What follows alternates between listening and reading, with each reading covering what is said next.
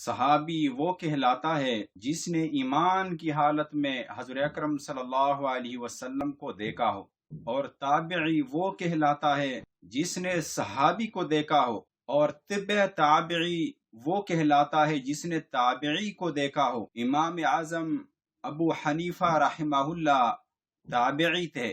Engineer صاحب تم کیا جانو صحابہ اور تابعین کا مقام؟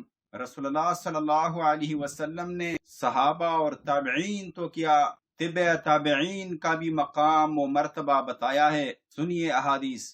عمران بن حسین رضی اللہ تعالیٰ عنہ سے روایت ہے کہ رسول اللہ صلی اللہ علیہ وسلم نے فرمایا، بہترین قرن میرا ہے، یعنی میرا زمانہ ہے، پھر ان لوگوں کا جو اس سے متصل ہے، پھر ان لوگوں کا جو اس سے متصل ہے۔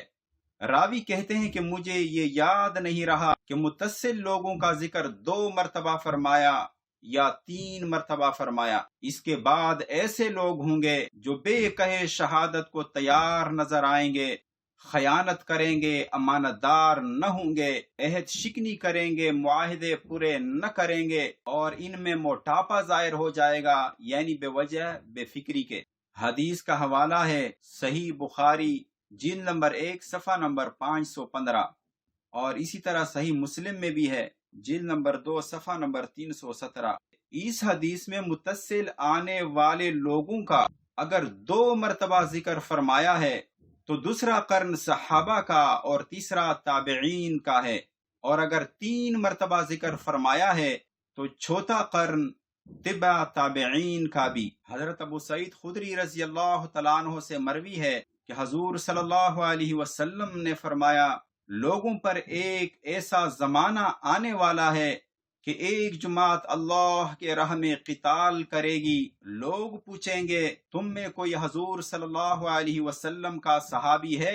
وہ جواب دیں گے ہاں، تو ان کو فتح یابی ہوگی۔ پھر ایک زمانہ ایسا آئے گا کہ ایک جماعت قتال فی سبیل اللہ کرے گی، تو پوچھا جائے گا کہ تم میں کوئی ایسا شخص ہے جس نے حضور صلی اللہ علیہ وسلم کے صحابی کی صحبت اٹھائی ہو؟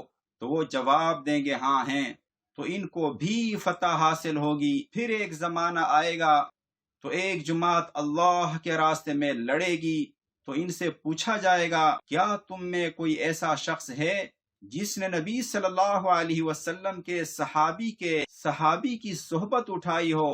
تو وہ کہے گا ہاں ہیں، تو ان کو بھی فتح یابی ہوگی۔ یہ حدیث کا حوالہ ہے صحیح بخاری جلد نمبر 1 صفحہ نمبر 515، اور اس طرح صحیح مسلم کے اندر بھی ہے جلد نمبر 2 صفحہ نمبر 316۔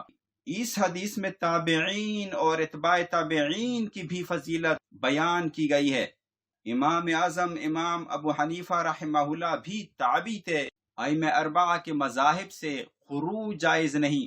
ائمہ اربعہ کے مذہب کا اتباع سواد اعظم کا اتباع ہے، اور مذاہب اربعہ سے خروج سواد اعظم سے خروج ہے۔ مسند الہند شاہ ولی اللہ محدث دہلوی عقد الجید میں لکھتے ہیں، رسول اللہ صلی اللہ علیہ وسلم کا ارشاد گرامی ہے کہ سواد اعظم کی پیروی کرو، جبکہ ان مذاہب اربعہ کے سوا باقی مذاہب حقہ مٹ چکے ہیں، تو ان کا اتباع سواد اعظم کا اتباع ہوگا، اور ان سے خروج سواد اعظم سے خروج ہوگا۔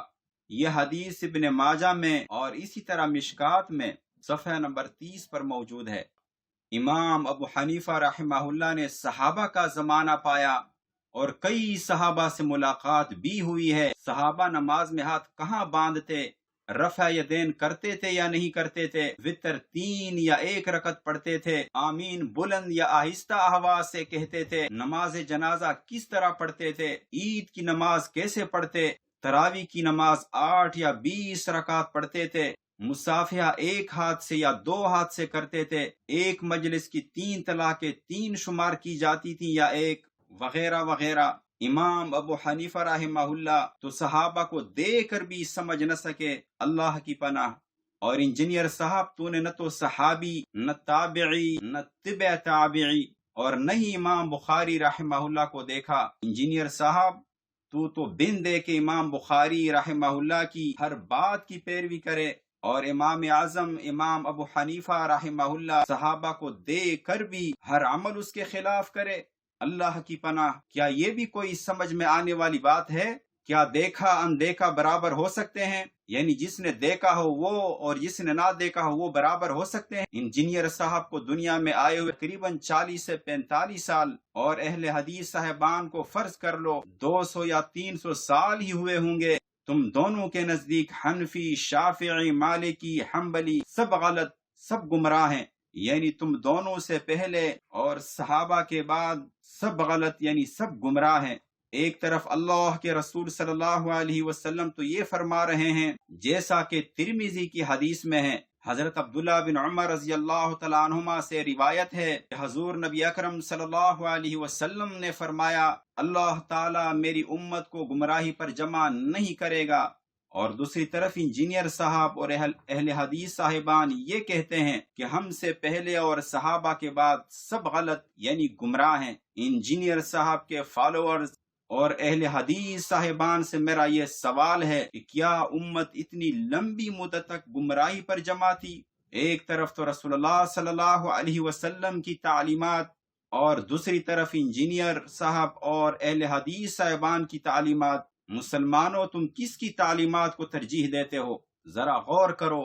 میرا تو یہ عقیدہ ہے کہ اللہ اور اس کے رسول صلی اللہ علیہ وسلم سے زیادہ سچا کوئی نہیں ہو سکتا۔ چاروں اماموں میں سے کسی ایک کی پیروی ضروری ہے۔ انجینئر صاحب اور اہل حدیث صاحبان سے میرا یہ بھی سوال ہے کہ تم امام ابو حنیفہ کو تو مانتے نہیں ہو، جو امام بخاری رحمہ اللہ سے پہلے کا ہے، اور امام بخاری رحمہ اللہ کو جو امام ابو حنیفہ رحمہ اللہ کے بعد کا ہے، بغیر دلیل کے امام مان لیا ہے۔ ویسے تم دونوں تو ہر بات کے لیے قرآن و حدیث کا مطالبہ کرتے ہو، جو کہ اچھی بات ہے۔ میں بھی تم سے مطالبہ کرتا ہوں کہ امام بخاری رحمہ اللہ کے لیے قرآن و حدیث سے کوئی دلیل پیش کرو۔